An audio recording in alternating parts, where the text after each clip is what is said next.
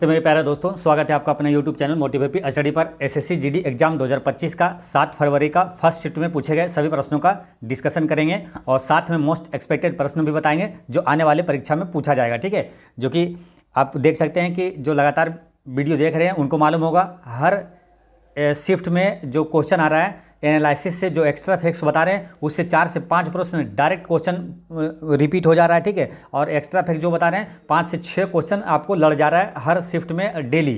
तो चलिए शुरू करते हैं। पहला क्वेश्चन पूछा गया था कि हल्दा त्यौहार ये भारत के किस राज्य में मनाया जाता है? तो ये हिमाचल प्रदेश में मनाया जाता है। अब त्यौहार की बात है तो कौन सा शिफ्ट है जहाँ की त्यौहार से क्वेश्चन नहीं पूछा जा रहा है? तो आपको लिस्ट बार बार बता रहे हैं, ये वाला आपको रट के जाना है। जिनका एग्जाम बाकी है ये पूरा लिस्ट है, कौन सा राज्य का कौन सा त्यौहार है यहाँ से क्वेश्चन पूछा जा रहा है। ठीक है, तो ये ध्यान रखना है। जैसे सांझी पर्व कहाँ का? गुजरात का है। ठीक है, ये आपको लगातार बता रहे हैं। मोढेरा नृत्य उत्सव पूछे तो ये भी गुजरात का है। और सूरज कुंड शिल्प मेला ये काफ़ी महत्वपूर्ण, ये सब याद रखना है आपको, ये सब हरियाणा का है। और माजुली उत्सव किस राज्य में मनाया जाता है पूछे। देहिंग पटकाई उत्सव पूछे तो असम में हो जाएगा। बोहाग बिहू पूछेगा, असम में हो जाएगा। सरहुल त्यौहार किस राज्य में मनाया जाता है? तो झारखंड में मनाया जाता है। ये सभी चीज़ें आपको ध्यान में रखना है। ठीक है, लदेनहा है ना, और ये फाउंटेन हास कला महोत्सव, सनवर्ण महोत्सव, ये गोकुल अष्टमी, ये सब चिकल कालो, ये सब कहाँ मनाया जाता है? गोवा में मनाया जाता है। नेक्स्ट देख सकते हैं आप कि बिहुला या तो छठ पूजा, ये राजगीर नृत्य महोत्सव, ये सब बिहार में मनाया जाता है। मधुश्रावणी सामा चकेबा ये त्यौहार कहाँ मनाया जाता है? बिहार में मनाया जाता है। नेक्स्ट है आपका कि तेजाजी मेला और खजुराहो महोत्सव, ये सब कहाँ मनाया जाता है? मध्य प्रदेश में। नेक्स्ट है आपका दोसमुची उत्सव, ये कहाँ मनाया जाएगा? जम्मू कश्मीर में मनाया जाएगा। माथो नारंग, जेमिस उत्सव और गोल्डन, ये सब जम्मू कश्मीर में मनाया जाता है। कोणार्क महोत्सव पूछे किस राज्य में मनाया जाता है? तो कोणार्क उड़ीसा में मनाया जाता है। अंतर्राष्ट्रीय रेत कला महोत्सव, ये भी कतई जहर प्रश्न है। अंतर्राष्ट्रीय रेत कला महोत्सव याद रखना है। अंतर्राष्ट्रीय रेत कला महोत्सव किस राज्य में? तो उड़ीसा में मनाया जाता है। और ये पतदकल नृत्य उत्सव और गुड़ी पड़वा ये कर्नाटक में मनाया जाता है। ओनम जो है ये केरल राज्य में मनाया जाता है। और निशा गांधी उत्सव और बेकठ अष्टमी उत्सव ये कहाँ मनाया जाता है? केरल में मनाया जाता है। बूंदी उत्सव, मरु उत्सव, गणगौर उत्सव, मात्स्य उत्सव, ब्रज उत्सव और शेखावाटी उत्सव ये राजस्थान में मनाया जाता है। ये सब क्या है, ये 2 बार देख लीजिएगा ना तो आपको ध्यान में मोटा मोटी आ जाएगा। वहाँ पर एग्जाम में जब भी ऑप्शन से आप देख के छांट के आंसर लगा दीजिएगा। ठीक है, कालिदास उत्सव की बात करें, चीकू उत्सव ये महाराष्ट्र में मनाया जाता है। पोंगल जो कि काफ़ी महत्वपूर्ण है, ये तमिलनाडु का है। पोंगल त्यौहार जो है तमिलनाडु में मनाया जाता है। जल्लीकट्टू भी काफ़ी महत्वपूर्ण है, ये दोनों काफ़ी महत्वपूर्ण है, याद रखना है। पोंगल और जल्लीकट्टू ये तमिलनाडु में मनाया जाता है ये त्यौहार। और बोनालू, उगादी और बथुकम्बा या बथुकम्बा याद रखना है, काफ़ी महत्वपूर्ण है। कोथाकोंडा, जतारा ये तेलंगाना में मनाया जाता है। नेक्स्ट है आपका चपचार कूट महोत्सव, ये कहाँ मनाया जाता है? तो ये मनाया जाता है मिजोरम में। चपचार कूट महोत्सव ये आपसे पूछा भी गया है कल वाले एग्जाम में। चपचार कूट महोत्सव मिजोरम में मनाया जाता है। हॉर्नबिल काफ़ी महत्वपूर्ण, याद रखना है। हॉर्नबिल ये नागालैंड में मनाया जाता है। कुंभ मेला और रामलीला ये तो अपना कहाँ? उत्तर प्रदेश में। और लोहाड़ी महोत्सव कहाँ? तो पंजाब में मनाया जाता है। चेराई ओबा काफ़ी महत्वपूर्ण है, ये चेराई ओबा ये मणिपुर में मनाया जाता है उत्सव। याओ सांग, चवांग कुट, बिहू एक बिहू तो असम में भी होता है, यहाँ बिहू मणिपुर में भी है। ठीक है, सागा दवा जो असम का वो सबसे ज़्यादा महत्वपूर्ण है, बिहू असम में मनाया था। सागा दवा ये सिक्किम, सागा दवा सिक्किम। पश्चिम बंगाल में कौन है? दुर्गा पूजा काफ़ी फेमस है, दुर्गा पूजा ये पश्चिम बंगाल का है। और दिल्ली का कौन कौन सा है? कुतुब महोत्सव, भारत रंग महोत्सव, सबरंग महोत्सव और सिफसी और जहान ए खुर्रो, तो ये कुतुब महोत्सव और भारत रंग महोत्सव है ना, सबरंग उत्सव ये दिल्ली में मनाया जाता है। खर्ची पूजा ये कहाँ मनाया जाता है? त्रिपुरा में मनाया जाता है खर्ची पूजा। सोलुंग लोसार महोत्सव ये भी याद रखना है, काफ़ी महत्वपूर्ण है। लोसार महोत्सव और सोलुंग ये अरुणाचल प्रदेश में। मुरुंग रेह और मोपिनी, बुरी बुट और मोनपा महोत्सव अरुणाचल प्रदेश में मनाया जाता है। गंगा दशहरा कहाँ? तो ये उत्तराखंड में, गंगा दशहरा उत्तराखंड में। और ये हल्दा कहाँ मनाया जाता है? तो हल्दा ये आपका हिमाचल प्रदेश में है। कुल्लू दशहरा पूछे तो हिमाचल प्रदेश हो जाएगा। पीपल यात्रा पूछे तो हिमाचल प्रदेश हो जाएगा। ठीक है, ये सभी चीज़ें ध्यान रखना है। शमसी बिरसू मेला, भंतुर, शिवरात्रि, नवरात्रि क्या तसेसु मेला और डुंगरी उत्सव ये हिमाचल प्रदेश में मनाया जाता है। ठीक है, तो हल्दा, कुल्लू दशहरा, पीपल यात्रा, तसेसु और डुंगरी, शमसी बिरसू ये सब मेला, भुंतर ये हिमाचल प्रदेश में ये उत्सव मनाया जाता है। वांगाला महोत्सव और ये अहैया महोत्सव, नोंगक्रेम, ये ज़्यादा इसमें महत्वपूर्ण है। नोंगक्रेम ये महोत्सव मनाया जाता है कहाँ? मेघालय में मनाया जाता है। नेक्स्ट है ब्रह्मोत्सव और श्री रामनवमी, दक्कन उत्सव, उगादि या तो तेलुगु दशहरा, दुर्गा, ये सब आंध्र प्रदेश में मनाया जाता है। ठीक है, ये सारी चीज़ें आपको ध्यान रखना है। चलिए नेक्स्ट क्वेश्चन क्या पूछा था? राज्य के नीति निर्देशक सिद्धांत से ये क्वेश्चन आया था कि ये किस में? डीपीएसपी। ये क्वेश्चन रिपीट हो चुका है। ठीक है, ये कल भी पूछा गया था। ये भाग 4 में है और अनुच्छेद 36 से 51 में। कल के एनालिसिस में आपको बता दिए थे कि 7 तारीख की सुबह हम अनुसूची, महत्वपूर्ण अनुच्छेद और भाग संविधान से महत्वपूर्ण वीडियो अपलोड करेंगे, उसे जरूर देखिएगा। जो लोग भी देख के गए हैं वो आंसर करके आए हैं मज़े से। ठीक है, इसलिए हम पहले बता दिए थे कल ही वाले वीडियो में एनालिसिस में, कल के शाम वाले 3rd शिफ्ट में एनालिसिस में आपको वीडियो में बता दिए थे कि सुबह में हम वीडियो अपलोड करेंगे। और ये देखिए वीडियो अपलोड किए थे सुबह और यहाँ से ये क्वेश्चन आया है। ठीक है, तो जाकर देख सकते हैं। जिनका भी एग्जाम बाकी है वो सभी, ये ऐसा वीडियो है, इसमें काफ़ी महत्वपूर्ण प्रश्नों को शामिल किया गया जो आपको 25 तारीख तक लगातार इससे क्वेश्चन पूछा जाएगा। ठीक है, ये देखिए आपको 6 घंटा पहले ये अपलोड कर चुके थे, सुबह में लगभग 8 बजे अपलोड हुआ था ये वीडियो। और ये आपसे देखिए क्वेश्चन पूछा गया, इसमें आपको टिक भी लगा दिए थे, है ना। देखिए भाग 4 नीति निर्देशक सिद्धांत अनुच्छेद 36 से 51 तक है। तो यहाँ पे आपको पूरे अनुच्छेद, पूरा भाग और सभी अनुसूची और संविधान के बारे में डिटेल जानकारी इसमें दिया हुआ है। ठीक है, जो लोग भी नहीं देखें जरूर देख लीजिएगा, यहाँ से क्वेश्चन आएगा, तो इसलिए यहाँ से देखना जरूरी है। नहीं देखिए तो फिर बाद में पछताइएगा। ठीक है, जरूर देख के जाइए, कोई भी एग्जाम हो वहाँ क्वेश्चन यहाँ से लड़ेगा। इतनी शानदार ये वीडियो इसमें तैयार किया हुआ है। ठीक है, चलिए नेक्स्ट क्वेश्चन क्या पूछा है? तो आपको यहाँ पर क्या है, भाग और अनुच्छेद अनुसूची से रिलेटेड अभी यहाँ पर एक्स्ट्रा फैक्ट्स यहाँ नहीं बताते हैं, क्योंकि वीडियो में पूरा डिटेल में 50 मिनट की वीडियो बताया हुआ है। ठीक है, तो चलिए नेक्स्ट क्वेश्चन देखते हैं। ग्राम पंचायत का गठन किस अनुच्छेद में? ये सब आपको बताया, ये भी देखिए सुबह वाली वीडियो में से ये क्वेश्चन पूछा गया है। ग्राम पंचायत का गठन किस अनुच्छेद में? किस अनुच्छेद में अगर पूछे कि ग्राम पंचायत में ग्राम सभा का गठन का प्रावधान है तो अनुच्छेद 243 के ए में है। नेक्स्ट क्वेश्चन है कि वित्तीय वर्ष जो है, वित्त वर्ष 2023-24 के केंद्रीय बजट में कितने प्रमुख क्षेत्रों को प्राथमिकता दी गई? तो 7 प्रमुख क्षेत्रों को प्राथमिकता दी गई है। वो 7 प्रमुख क्षेत्र कौन कौन सा है? तो समावेशी विकास, बुनियादी ढांचा और निवेश, अंतिम मील तक पहुंचना, क्षमता को उन्मुक्त करना, हरित विकास, युवा शक्ति और वित्तीय क्षेत्र। ये 7 ये प्राथमिकता है। ठीक है, तो क्वेश्चन ये भी आ जाता है कि 2023-24 के वित्त वर्ष में केंद्रीय बजट में प्रमुख 7 प्राथमिकताओं में से कौन है या तो कौन नहीं है? तो ध्यान रखना है 7 कौन कौन सा? समावेशी विकास, बुनियादी ढांचा और निवेश 2 हो गया, अंतिम मील तक पहुंचना और क्षमता और को उन्मुक्त करना 4 हो गया, फिर ये हरित विकास, युवा शक्ति और वित्तीय क्षेत्र, ये टोटल 7 हो गया। ठीक है, ये आपको 2023-24 से पूछ लिया गया। ठीक है, लेकिन 2024-25 का पूछना चाहिए, लेकिन आप क्या 2 साल पीछे चला जा रहा है। ठीक है, 2000 अभी 24-25 की जब अभी है ये वाला पूछना चाहिए, तो ये वाला भी ध्यान रखना है। 2024-25 का विकसित भारत की कितनी प्राथमिकताएं, विकसित भारत में कितने प्राथमिकताओं का पर जोर दिया गया है? तो 9 प्राथमिकताएं। ठीक है, 2023-24 में मैं था 7, लेकिन इसमें 2024-25 में कितने हैं? तो 9 प्राथमिकताएं। तो ये ध्यान रखना है। अभी एग्जाम तो लंबा चलेगा ना 25 तारीख तक, इसलिए ये सब चीज़ ध्यान रखना है। 2024-25 में पूछेगा बजट 2024-25 में कितनी प्राथमिकताओं को दी गई, प्रमुखता दी गई? तो 9 प्राथमिकताओं को। ठीक है, और वो 9 कौन कौन सा है? तो ये ध्यान रखना है। कृषि में उत्पादकता और लचीलापन, रोजगार और कौशल प्रशिक्षण, समावेशी मानव संसाधन विकास और सामाजिक न्याय, विनिर्माण और सेवाएं, शहरी विकास, ऊर्जा सुरक्षा 6 हो गया, फिर है आपका आधारभूत संरचना, नवाचार, अनुसंधान एवं विकास, और 9वां है क्या? अगली पीढ़ी के सुधार। तो ये जरूर ध्यान रखना है। जिनका एग्जाम बाकी है काफ़ी महत्वपूर्ण है, कतई जहर प्रश्न है, क्योंकि आपको 2023-24 वाला पूछा है, 2024-25 वाला बाकी है। तो 2 चीज़ें ध्यान रखना यहाँ, कितनी प्राथमिकताएं हैं और कौन कौन सा है। ठीक है, और इसमें भी अभी क्वेश्चन बाकी है कि कौन सा प्राथमिकता नहीं है। ठीक है, तो ये अभी तो पूछा 7 है, लेकिन ये 7 कौन कौन सा ये ध्यान रखना है। ठीक, तो ये दोनों सभी चीज़ें ध्यान रखना है। चलिए नेक्स्ट क्वेश्चन क्या है? निम्नलिखित में से कौन सा राज्यपाल की शक्तियां से संबंधित नहीं है? राज्यपाल से डेली क्वेश्चन पूछा जा रहा है। ठीक है, तो आपको राज्यपाल के बारे में पढ़ के जाना है। अब बाकी चीज़ें हम तो बता ही रहे हैं, आपको टाइम मिले तो आप रूम पे भी जिस टॉपिक से प्रश्न आया, ठीक है, वो टॉपिक आप जरूर पढ़िए और वही पढ़िए, बाकी चीज़ें कुछ भी मत पढ़िए। जैसे राज्यपाल से आ रहा है, अनुसूची से आ रहा है, अनुच्छेद से आ रहा है, तो वही सब चीज़ें पढ़ना है।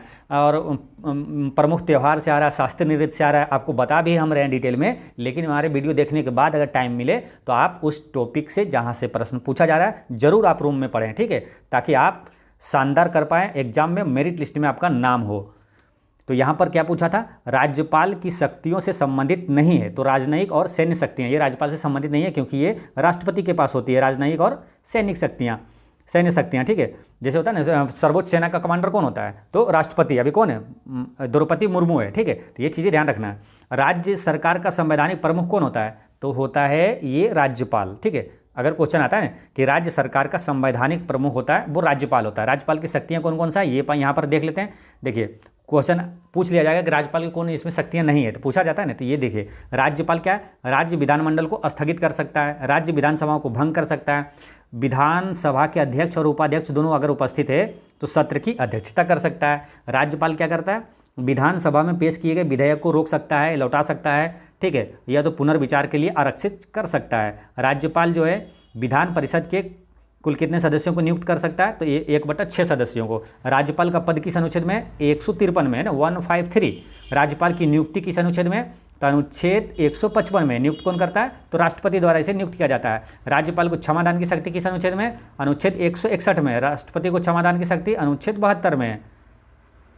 ठीक है, चलिए नेक्स्ट क्वेश्चन क्या था, किस भारतीय नर्तक ने छऊ नृत्य के लिए 2018 में संगीत नाटक अकादमी पुरस्कार जीता है, तो तपन कुमार पटनायक ने जीता है। ठीक है, अब यहाँ पर क्या है, नृत्य से शास्त्रीय नृत्य हो गया, कितने सभी में पूछा जा रहा है। ठीक है, और आपको बताते भी है लगातार। तो यहाँ पर कुछ इंपॉर्टेंट चीज़ें ध्यान क्या रखना है, संगीत नाटक अकादमी की स्थापना कब हुआ था, तो 1952 में हुआ था। ठीक है, 1952 में इसकी स्थापना हुई थी, लेकिन आधिकारिक तौर पर इसका उद्घाटन 1953 में हुआ था। तो स्थापना 1952 में हुआ। जब भी 1952 में 4 प्रश्न तुरंत रिवीजन कीजिए, कौन कौन सा, तो लोकसभा का गठन कब हुआ था, 1952 में हुआ था। राज्यसभा का गठन कब हुआ, 1952 में हुआ था।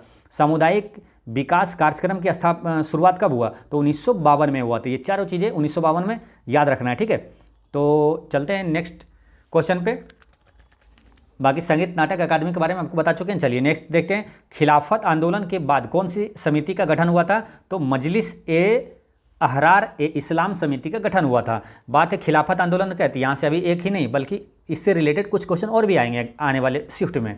तो खिलाफत आंदोलन की शुरुआत कब हुआ था मालूम, तो ये हुआ था 1919 में। 1919 में और क्या क्या हुआ, तो रोलेट एक्ट कब आया, 1919 में। जालियांवाला बाग हत्याकांड कब हुआ था, 13 अप्रैल 1919 को हुआ था। मॉन्टेग्यू चेम्सफोर्ड जो अधिनियम जो आया था वो कब, 1919 में ही आया था। तो ये सारी चीज़ें आपको ध्यान रखना है। देखिए जालियांवाला बाग हत्याकांड से डेट सहित याद रखना है, 13 अप्रैल 1919।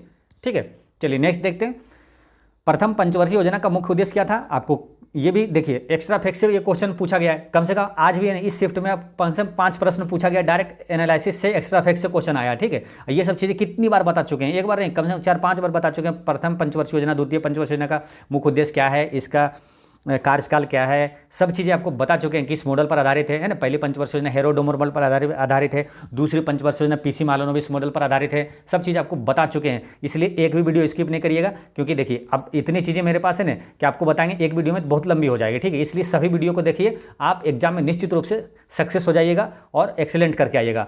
तो लगातार वीडियो देखिए, एक भी वीडियो स्किप मत कीजिए। अगर कोई नए जुड़े हैं तो जो जो वीडियो पड़ा हुआ है वो जाकर देखिए, क्योंकि यहाँ पर देखिए बताने की बहुत सारी चीज़ें बता सकते हैं, लेकिन 4 तारीख या 5 तारीख वाले में बताए हुए हैं, इसलिए अब बार बार कितना बताएं, इसलिए जो लोग नहीं देखें जरूर देखिएगा।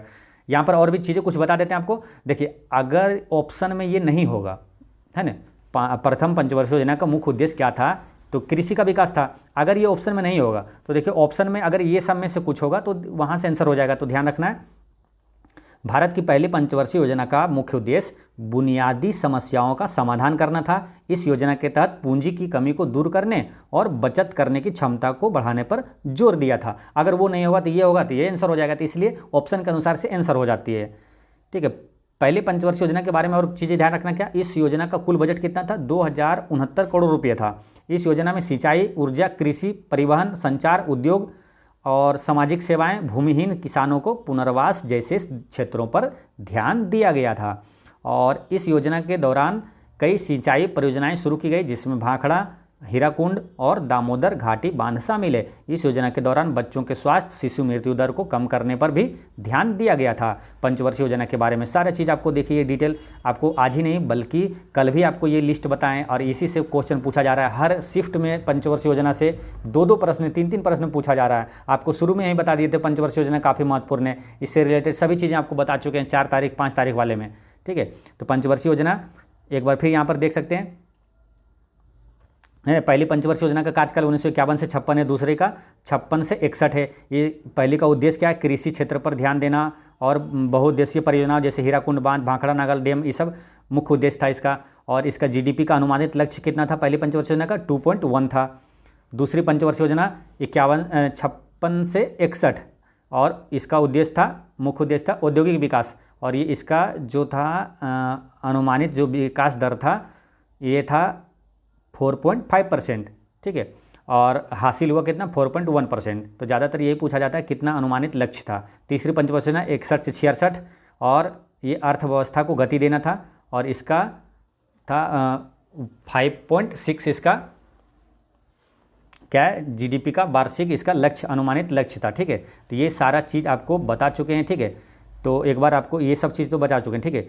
तो आपको एक बार खाली बताते हैं कि किसका कितना लक्ष्य था, ठीक है। तीसरी पंचवर्षीय योजना का अनुमानित लक्ष्य कितना था? 5.6। चौथी का 5.7। पाँचवीं का 4.4। पाँचवीं पंचवर्षीय योजना का जो अनुमानित लक्ष्य था विकास दर का वो 4.4 था। छठी पंचवर्षीय योजना का 5.2 था और सातवीं का 5 था, है ना। और आठवीं का 5.6, आठवीं का। नौवीं का था 6.5, 10वीं का 8, 10 का 8, 10 का 8, ऐसे ध्यान रख लेना है। और 11वीं का 9, 11वीं का 9 इसका विकास दर का लक्ष्य था, ठीक है। और 12वीं का भी 9 था, 11वीं और 12वीं दोनों का 9 था, ठीक है, लक्ष्य इसका, ठीक है।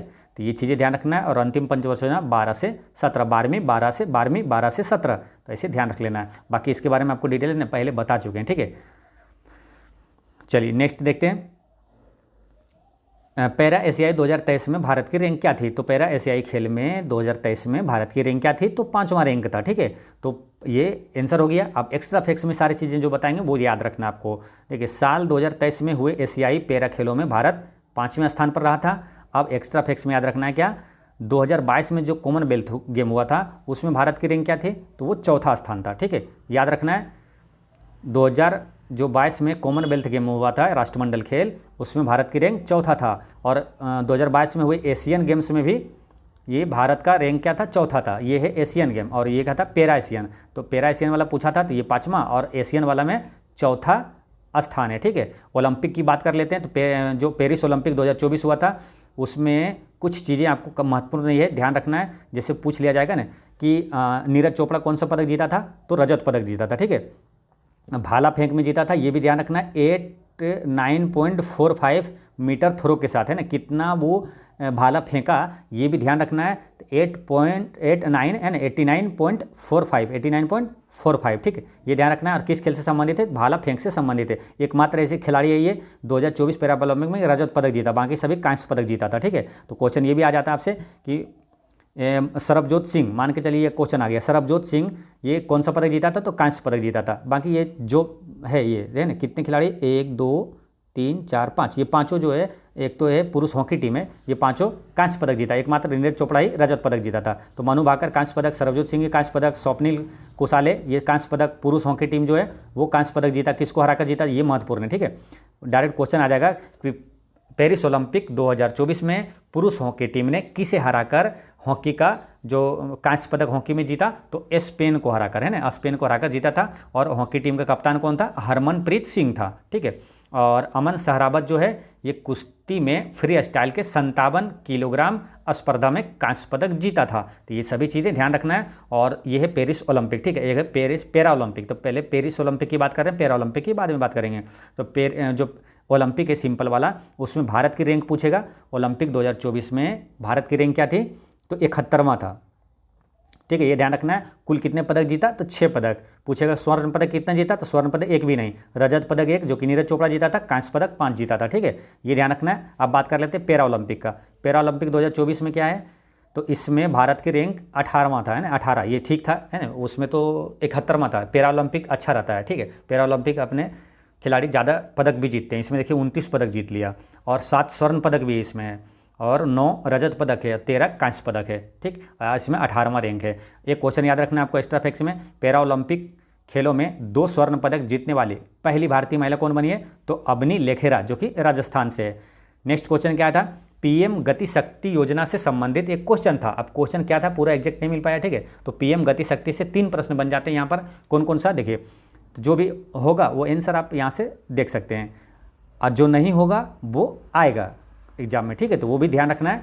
देखिए ये जो पीएम गति शक्ति योजना है इसकी शुरुआत कब हुआ था, तो 15 अगस्त 2021 में हुआ था। एक क्वेश्चन ये बन जाता है, पीएम गति शक्ति योजना का मुख्य उद्देश्य क्या था, ये ध्यान रखना है। तो वो क्या था, विश्व स्तरीय बुनियादी ढांचा तैयार करना था। और पीएम गति शक्ति योजना जो है 3 ईयर्स का, ये अक्टूबर 2024 में 3 साल इसका पूरा था। और पीएम गति शक्ति पहल के 3 साल पूरे हो चुके हैं। और 2021 में ये 15 अगस्त के अवसर पर पीएम ने इस योजना का घोषणा किया था। यानी कि पीएम गति शक्ति योजना का शुभारंभ या तो लॉन्च किसने किया था, तो प्रधानमंत्री नरेंद्र मोदी जी ने किया था। तो ये तीनों चीज़ें ध्यान रखना है। नेक्स्ट है, निम्न में से कौन कार्यपालिका का कार्य नहीं करता है, तो मुख्य न्यायाधीश ये कार्यपालिका का कार्य नहीं करता है। मुख्य न्यायाधीश से भी क्वेश्चन हमेशा आता है, चाहे कोई भी एग्जाम हो, ठीक है। तो जैसे यहाँ से कुछ इंपॉर्टेंट चीज़ें ध्यान रखना है। अच्छा, भारत का पहला मुख्य न्यायाधीश कौन था, तो हरिलाल जे कानिया था, ठीक है, याद रखना है। भारत के पहले मुख्य न्यायाधीश थे हरिलाल जे कानिया था। और अभी वर्तमान में करंट अफेयर में याद रखना है, वो अभी भारत का मुख्य न्यायाधीश कौन है, संजीव खन्ना है। किस क्रम के हैं ये भी पूछा जाता है। तो 51वां मुख्य न्यायाधीश है संजीव खन्ना है, ठीक है। अगर क्वेश्चन क्या है, अभी पीछे से पूछा जा रहा है, ठीक है, तो ध्यान रखना है। अगर पूछ लिया जाए 50वां, यानी कि संजीव खन्ना से पहले कौन था, तो 50वां था डीवाई चंद्रचूड़, ठीक, ये भी ध्यान रखना है, डीवाई चंद्रचूड़ था। और क्या रखना है, सुप्रीम कोर्ट के सेवानिवृत्ति की आयु कितनी होती है, तो वो होती है 65 वर्ष। और हाई कोर्ट का होता है कितना, 62 वर्ष, ठीक है। अच्छा, हाई कोर्ट किस अनुच्छेद में मालूम, हाई कोर्ट है अनुच्छेद 214 में। और सुप्रीम कोर्ट किस अनुच्छेद में, तो ये है ना 214, तो इसको एक को इधर कर दीजिए, यानी सुप्रीम कोर्ट है 124 में है, ठीक है, 124 में, यानी 124 में सुप्रीम कोर्ट, ठीक है। पूछे रीट कौन जारी करता है, हाई कोर्ट करता है या सुप्रीम कोर्ट करता है या दोनों करता है, तो याद रखना है रीट जो है 5 प्रकार के होते हैं, ये सुप्रीम कोर्ट हाई कोर्ट दोनों जारी करता है। नेक्स्ट क्वेश्चन क्या था, 2011 के जनगणना के अनुसार भारत में सबसे कम जनसंख्या वाला राज्य कौन सा है, तो सबसे कम जनसंख्या वाला राज्य आप याद करके गए थे क्या, सिक्किम, है ना। सबसे अधिक जनसंख्या वाला उत्तर प्रदेश, सबसे कम जनसंख्या वाला राज्य सिक्किम। लेकिन सिक्किम ऑप्शन में था ही नहीं, तो आंसर क्या लगाना था आपको, मिजोरम, ठीक है। तो मिजोरम ऑप्शन में था, तो वो आंसर कैसे लगेगा, तो देखिए यहाँ ये ध्यान रखना था आपको कि सबसे कम जनसंख्या वाले में आपको कम से कम 4 को याद रखना है। सबसे कम जनसंख्या वाला, जैसे सबसे कम में था सिक्किम ऑप्शन में नहीं है, तो आंसर क्या हो जाएगा, मिजोरम भी अगर ऑप्शन में नहीं रहेगा तो अरुणाचल प्रदेश, और वो नहीं रहेगा तो मेघालय, ठीक है। सबसे कम आबादी वाला राज्य सिक्किम, उसके बाद है मिजोरम, उसके बाद है अरुणाचल प्रदेश, उसके बाद है मेघालय। तो सिक्किम आंसर नहीं, ऑप्शन में नहीं था, आंसर क्या हो गया, मिजोरम। अब देखिए इसी तरह अगर एक्स्ट्रा फैक्ट्स में आपको याद रखना है क्या, अधिक वाले में याद रखना, ठीक है। तो जिनका एग्जाम अभी बाकी है वो याद रखना क्या, सबसे अधिक जनसंख्या वाला राज्य कौन सा है, आप याद करके गए उत्तर प्रदेश ऑप्शन में रहेगा ही नहीं, क्या रहेगा, मध्य प्रदेश, ये महाराष्ट्र आंसर कर देना, ये नहीं रहेगा तो बिहार आंसर कर देना है, ठीक है। तो ये ध्यान रखना है, ये चीज़ें ध्यान रखना है। सबसे अधिक में 4 याद रखना है, उत्तर प्रदेश, उसके बाद है महाराष्ट्र, उसके बाद है बिहार, उसके बाद है पश्चिम बंगाल, उसके बाद है मध्य प्रदेश, ठीक है। तो घबराना नहीं है, अगर उत्तर प्रदेश ऑप्शन में नहीं रहे तो जो रहेगा इसके अनुसार से टिक कर देना, ठीक है। सबसे अधिक से ये है, ठीक। चलिए नेक्स्ट देखते हैं, 1951 से 1991 तक कितने पंचवर्षीय योजना बनाई गई थी, 1991 तक कितनी पंचवर्षीय योजना बनाई गई थी, तो ये 7 पंचवर्षीय योजना थी। अब इसको 2 तरीके से बना सकते हैं, एक तो गिन लेंगे कि कितना है 51 तक, जैसे 51 से 56, 1 हो गया, 2 हो गया, 3 हो गया, ऐसे। या तो एक तो ऐसे डायरेक्ट याद रखेंगे, अगर 7वीं पंचवर्षीय योजना का कार्यकाल आपको याद है तो आसानी से इसको टिक कर सकते हैं। जैसे देखिए 1985 से 90 तक कितना है 7वीं पंचवर्षीय योजना, तो यही पूछा, तो 1991 तक कितनी होगी, तो 7 होगी, है ना, 7 पंचवर्षीय योजना। अगर जैसे पूछा जाए कि 1985 तक कितने पंचवर्षीय योजना बनाई गई, तो 6 पंचवर्षीय योजना की, 6ठी पंचवर्षीय योजना कार्यकाल ही था 1980 से 85, तो ये भी याद रखते हैं कि 6ठी पंचवर्षीय योजना का कार्यकाल था 1980 से 85। तो क्वेश्चन जब आएगा 85 तक कितने पंचवर्षीय योजना, तो 6 पंचवर्षीय योजना। तो इसी तरह आपको ये याद रखना है, ठीक है। पहली पंचवर्षीय योजना 51 से 56 है, दूसरी 56 से 61 है, तीसरी 61 से 66 है, और चौथा जो है चौथा क्या 66 से 69 जो है ना, ये हुआ था योजना अवकाश का लाया था, ठीक है। यहाँ पर पंचवर्षीय योजना नहीं होती, यह क्वेश्चन भी आ जाता है कि योजना अवकाश की अवधि कितनी थी, तो ये थे 1966 से 69 था। तो 1969 फिर चौथी पंचवर्षीय योजना हुई, और 5वीं पंचवर्षीय योजना 1974 से 78 तक हुई थी। ये 5 वर्ष नहीं पूरा हो पाया था, ये 1 वर्ष पहले ये समाप्त हो गया था। तो अगर क्वेश्चन ये भी आ जाए ना कि 1978 तक कितनी पंचवर्षीय योजना, तो 5 पंचवर्षीय योजना, ठीक है। ये सब चीज़ें पूरा डिटेल में आपको बताए हुए हैं, ठीक है। इसलिए कहते हैं कि जो क्वेश्चन, जो वीडियो छूटा हुआ है वो जरूर देखिए, ठीक है। इसलिए पंचवर्षीय योजना के बारे में पूरा डिटेल में आपको बताया हुआ है, ठीक। चलिए नेक्स्ट क्वेश्चन देखते हैं। भरतनाट्यम की शुरुआत किस राज्य में की गई थी, तो ये तमिलनाडु में हुआ। ये क्वेश्चन लगातार लगता है 3 बार पूछ लिया अभी तक में। यही क्वेश्चन भरतनाट्यम किस राज्य से है, इसकी उत्पत्ति कहाँ हुई, ये मतलब तमिलनाडु 3 बार पूछ लिया गया है। तो और आपको बता भी चुके हैं शास्त्रीय नृत्य के बारे में, टोटल कितने शास्त्रीय नृत्य हैं। तो देखिए अगर क्वेश्चन आ जाए कि संस्कृति मंत्रालय के अनुसार भारत में कुल कितने शास्त्रीय नृत्य हैं, तो 9 शास्त्रीय नृत्य है। अगर पूछे संगीत नाटक अकादमी के अनुसार कितने शास्त्रीय नृत्य हैं, तो 8 शास्त्रीय नृत्य है, ठीक है। और कौन किस राज्य का है, ये अति महत्वपूर्ण है। लगातार क्वेश्चन पूछा जा रहा है आपको, इसके लगा के लगता है 3 बार आपको बता रहे हैं, ठीक है। तो भरतनाट्यम तमिल, भरतनाट्यम तमिल ऐसे याद करवाए थे। कथक उत्तर भारत का है। कथकली केरल, कथक और कथकली में कभी कन्फ्यूजन ना हो तो ऐसे रखना, कथकली लो आया तो केरल लो है ना, कथकली केरल, कथक का है, उत्तर भारत का है। नेक्स्ट है आपका कुचिपुड़ी, तो इसको याद कैसे करवाए, कच का पुड़ी आंध्रा में खा गए, ठीक है। तो कुचिपुड़ी आंध्र प्रदेश, कभी भी पूछे आसानी से टिक लग जाएगा। कच का पुड़ी आंध्रा में खा गए, कुचिपुड़ी आंध्र प्रदेश। आइए ओडिसी और मणिपुरी नाम से याद रहेगा, है ना। ओडिसी उड़ीसा, मणिपुरी मणिपुर। अब मोहिनीअट्टम और कथकली ये दोनों केरल का है। और सतरिया असम, यहाँ 100 से रिलेट करना, सतरिया असम, ठीक है। ये 8 शास्त्रीय नृत्य है। और संस्कृति मंत्रालय ने 6 को भी शास्त्रीय नृत्य का दर्जा दे दिया। ये पश्चिम बंगाल, छत्तीसगढ़ और झारखंड का ये 6 शास्त्रीय नृत्य है।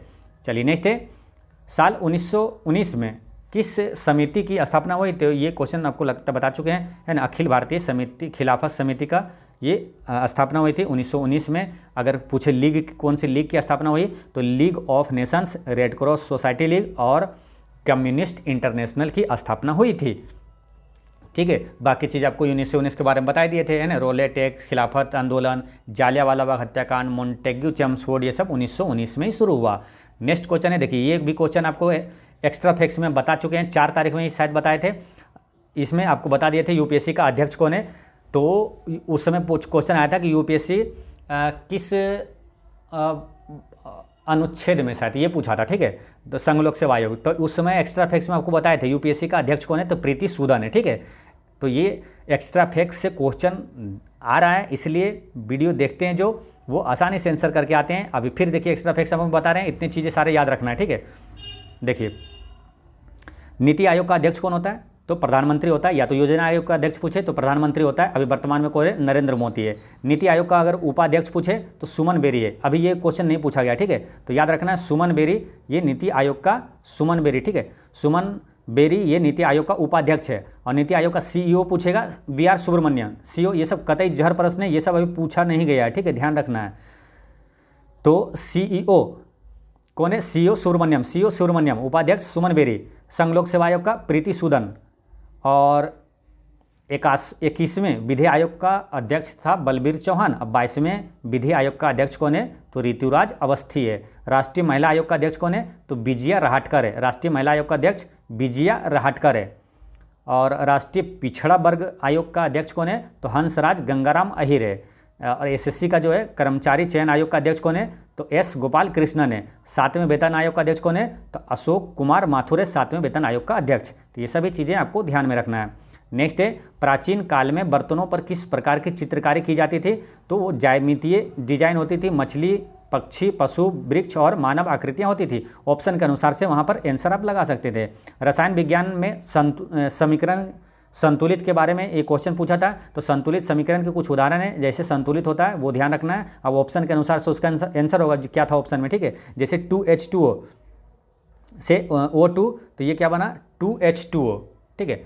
और 2HNO3 प्लस करते हैं CaOH2, तो इसके बाद क्या बना, ये कैल्शियम नाइट्रेट है ना, CaNO3 प्लस 2H2O। तो ये सब क्या है, संतुलित समीकरण है, ठीक है। संतुलित रासायनिक समीकरण ये सब है, आप देख सकते हैं, ठीक है। चलिए नेक्स्ट क्वेश्चन आया था, हिंदी से आया था क्या, वृक्ष का पर्यायवाची पूछा था। तो वृक्ष का पर्यायवाची जो ऑप्शन में होगा उसका आंसर हो जाएगा। इसका होता है, देखिए तरु होता है, अगम, पेड़, पादप, बिटप, दरख्त, शाखी, द्रुम और वहीं, ठीक है। कोयल का पर्यायवाची पूछे पूछा था, तो कोयल का क्या हो जाएगा, कोकिला है, काकपाली है, बसंत दूत है, सारिका है, कुहुकिनी, बनप्रिया, श्यामा, पिक, कोकिल और परमृत है। ठीक है, तो दोस्तों ये 7 तारीख का फर्स्ट शिफ्ट का प्रश्न होता है समाप्त। मिलते हैं नेक्स्ट वीडियो में सेकंड शिफ्ट के साथ। पढ़ते रहें, मुस्कुराते रहें। जय हिंद दोस्तों।